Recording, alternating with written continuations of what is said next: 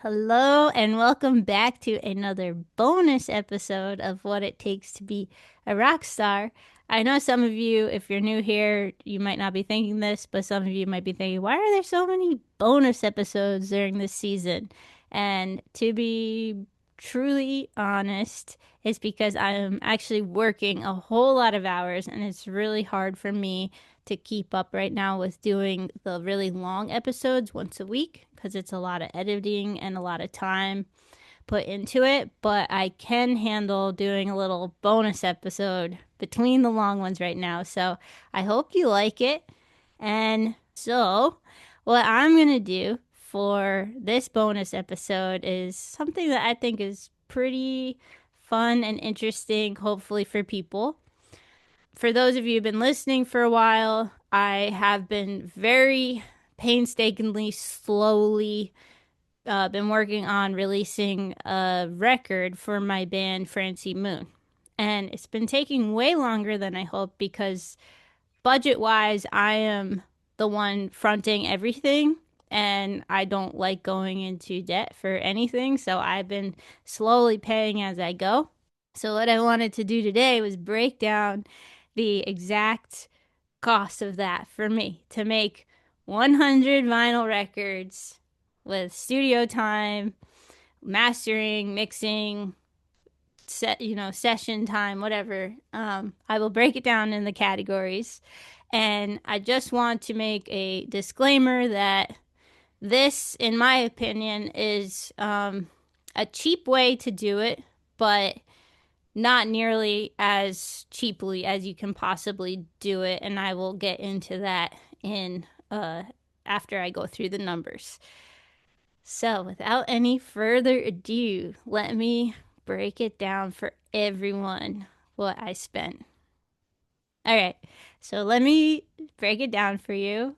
For 100 vinyls, I don't know if it's vinyls or vinyl. For 100 records, the first category is what I spent on the engineer, on mixing, and on studio time. And like I said, this is pretty cheap.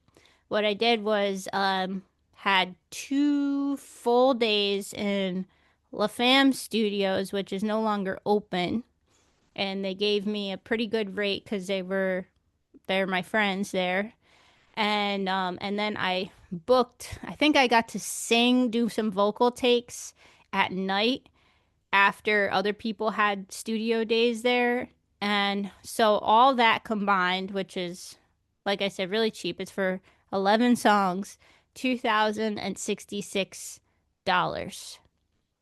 And I couldn't have done that without my friends because some people just to mix a song is like $400 or $500.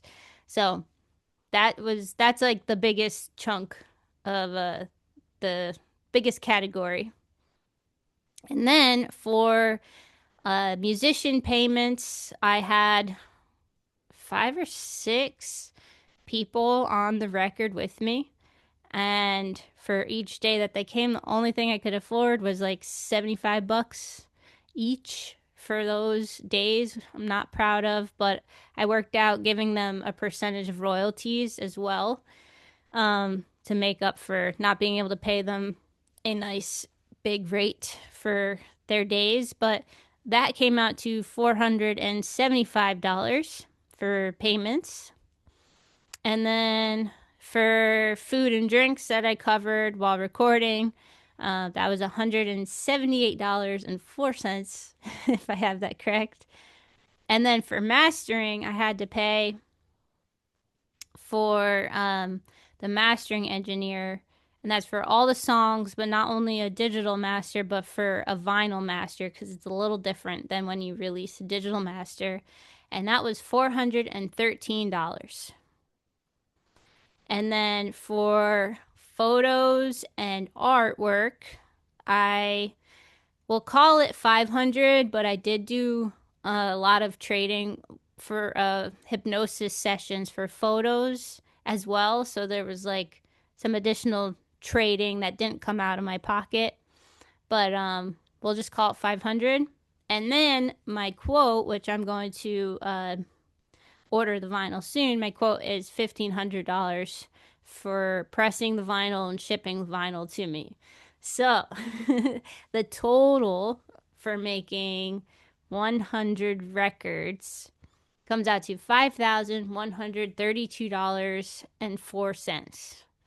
And like I said, um this can be seen as really expensive for some people, and this is really expensive for me from things that I've done in the past, but I just really wanted to do a proper record in a studio and hire all my friends, even though it wasn't for a big amount. I just wanted to see what it would be like to do a proper record for myself and for my music.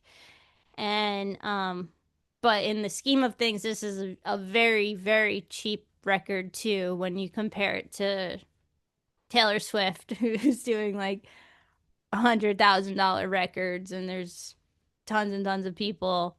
And I've been in different bands recording, and I've been in rooms that are just $800 a day just to rent the studio room, and then $500 a day just to have the engineer there. So that's like $1,300 a day before mixing. And when you have more of a budget, you can have more days in a studio, and a nice studio. And I'm really happy with how it all came out, though. And I forgot to mention, I also recorded 2 times. I did synth takes with my friend Nicole, who's on the record. And I recorded her synth, I recorded her flute. Maybe I did 3 times synth, flute, and then a day where I recorded her vocal harmonies. So I didn't have to pay for that. I just drove to her house and recorded those things. And I think one day she came to my house. So, what I also want to say is what is not included in this cost is the cost of music videos that I've made. I made two or three, three. I made three, and I paid for two of them. Um, This isn't including any costs of marketing or ads.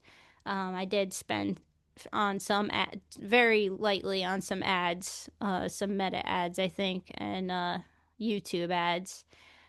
This doesn't include the cost of any of the equipment that I used on the record. This doesn't include the cost of distributing it digitally.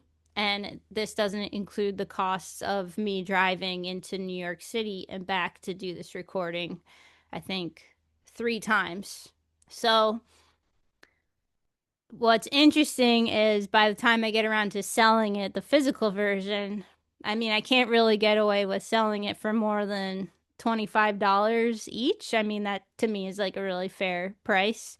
But if you do the math, 25 times 100 is $2,500. And the price that I paid, or I'm going to pay in the end, is over $5,000 to make this record. So it's really just a labor of love, and it really is just to have it. It's not to make any money at all. Like, there's no way in the end. If I pressed a lot more, it's cheaper. Like, the more you press, the cheaper it is per vinyl. But in my experience with the size of my band, it sells really slow most of the time. And then I have to care for vinyl. If I have more than 100, like I've pressed 500 before, and I've had a big jump in sales, and then for a while they're just like sitting, and I have to take care of these vinyls forever. So, um, I like to do short runs so that it moves quickly and I don't have to hold on to it and care for them, because I have melted records in the past.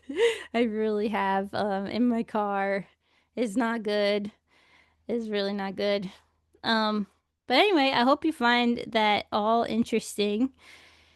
I don't think I left anything out, but um, I mean, in the end, basically the message is like, do what's right for you. If you're a musician and you're listening to this and you're like, I don't want to spend that kind of money. The good news is, for most of my life, I either recorded things myself or I had bandmates that would help me record.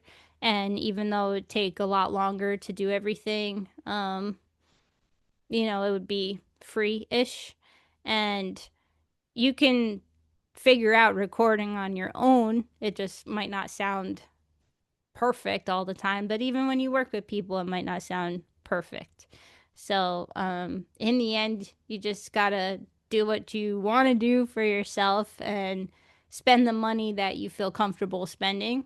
And I never added up the total until today when I'm recording this, and I was a little like, whoa, why did I even decide to do this in the end? But basically, I wanted to capture these songs that I wrote with all my best friends playing on the record. And it kind of feels like I completed a life goal by doing this record, and it's really special to me. And that's what it is. But in the end, it's too expensive for me even to handle, but it is what it is, and I'm really happy I did it, and I'm excited for everyone to listen to it when it comes out, and I hope everyone enjoys it at least because I know I do. And yeah, if you have any questions at all, you could always ask me. The email is whatittakes-to-be-a-rockstar@gmail.com. I'm always happy to answer any questions, and I'll see you on the next episode, which I'm really excited about. It's going to be a really good episode. All right. Goodbye.